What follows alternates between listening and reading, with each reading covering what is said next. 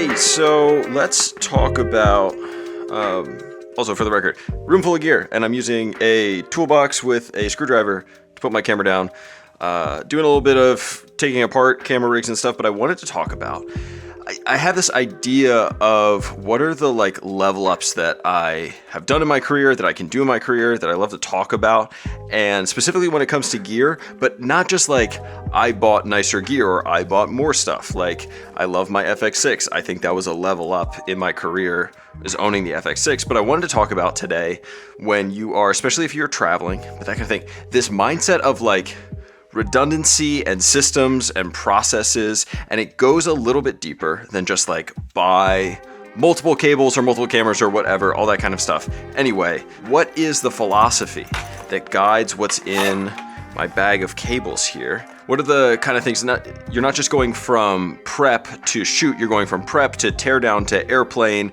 to travel to a whole bunch of points of failure basically, and you still have to deal with those and get the shot no matter what. And now in my current job, it's a lot of still travel and things can go wrong, and then we're also off the grid for a long time. So what does it look like to build systems and level up and build processes that creates redundancy, but not just redundancy in, I'm not making a video that's just hey, buy 2 SDI cables instead of 1, because that's a good idea. But okay, so if I dig in this cable bag, what do I have? I have not just 2 SDI cables. I have an HDMI cable.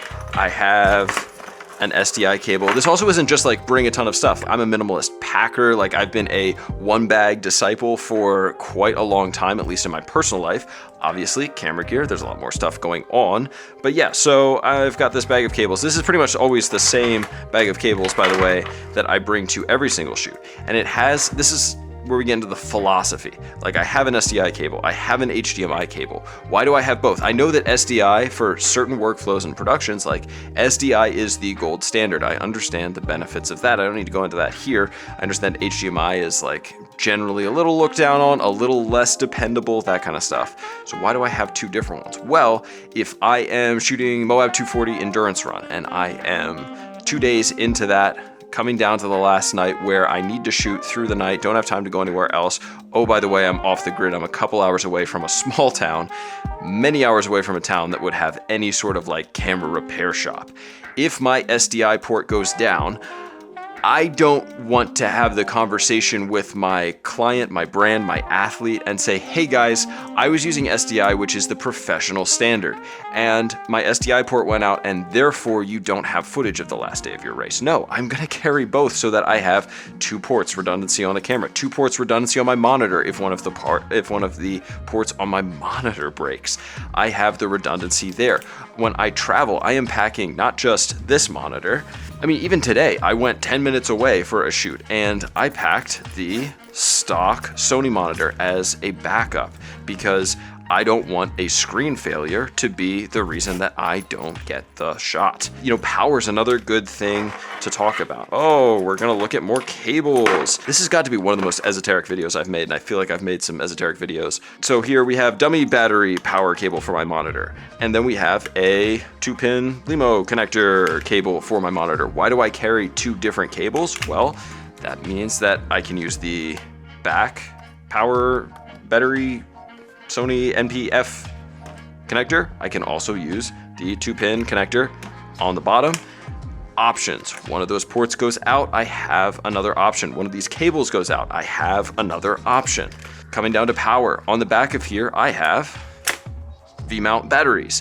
Now, when I was picking a power solution for my Sony FX6, a good friend of mine, a DP who works a ton, does super high level work, he said, hey man, should probably consider gold mount, that's the standard in productions. You see that on lights as well. You see it on light tricks. It's you'll be able to integrate with other productions. My reality is a little different though. I work a lot solo, I work a lot on smaller scale things, and for me, here's what I value things like USB-C charging and power delivery for my battery. So I can charge my laptop off of this. I can charge my A7 IV, my B camera, which is shooting this, off of this. I can charge my drone batteries if I get in a bad situation. I can charge this on a regular V-mount charger. I can charge this by USB-C. The advantage of that is, like, let's say I get stuck somewhere and for some reason my only option, USB-C is becoming pretty popular. I mean, dude, like, in theory, I don't know if I'm allowed to do this. I'll do the research. In theory, I could charge this on the plane. If the plane has a USB-C port, I can charge this at some coffee shops where you see USB-C chargers. I can charge this in a bunch of rental cars, which newer rental cars have at least one USB-C port. So I have options if I get stuck. This is my design philosophy behind my kit, and I feel like this is what potentially separates, like, not to talk down on somebody, but like this potentially separates somebody who has like just unboxed their first big camera and is like starting to put it together, and like somebody who, you know, one of the things that I pride myself on is like, no matter what, we are going to make it work and get the shot. And that comes from building these systems to have redundancy, to have options, to be flexible when things go wrong or just when unexpected variables are thrown your way. I would just encourage you to think through as you're like buying gear and that kind of stuff. It's not just about, it's about budgeting, right? Like budgeting not just for the thing, but budgeting for the system. Like, you are not an effective videographer or cinematographer or DP if like the only way that the job gets done is if everything works perfectly. Everybody says it, and it is so true. Filmmaking is problem solving, and this is part of how I problem solve. It is also, as somebody who is sometimes pretty anxious, this is the best insurance policy for your anxiety that you can afford, and that is having options. So when things fail, because they will if you are using your gear in real scenarios and not just to make YouTube videos, if you are using your gear in real scenarios, things will go wrong sometimes, and that's okay.